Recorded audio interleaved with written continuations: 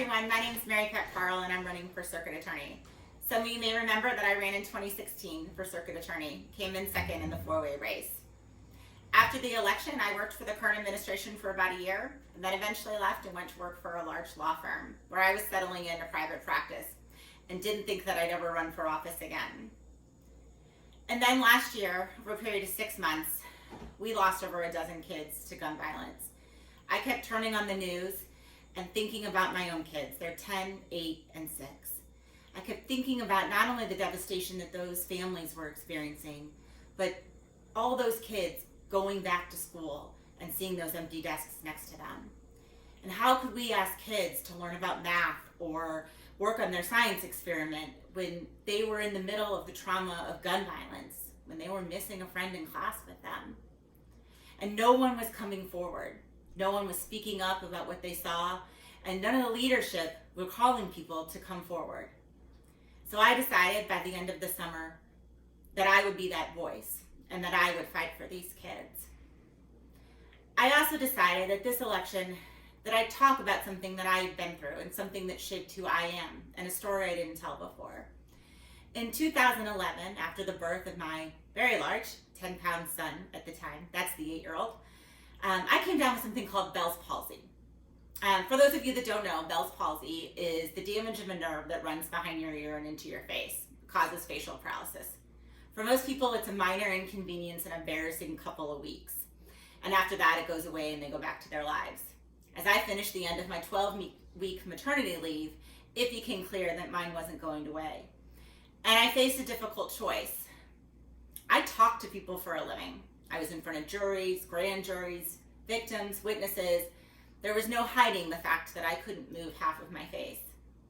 So did I walk away from the job that I love and take an easier job, sitting behind a desk, advocating on paper and submitting online and limiting my contact with people, but walking away from a job that I loved? Or did I dig deep, push through the hard stuff? I was in a lot of pain. I was embarrassed about how I looked, very self-conscious, and I'll admit, a bit depressed. But I found something about myself in that moment, and it's something that we all possess. Most of us are using it right now in these really challenging times. And that is that we all possess resilience, the ability to dig deep and push through the hard stuff.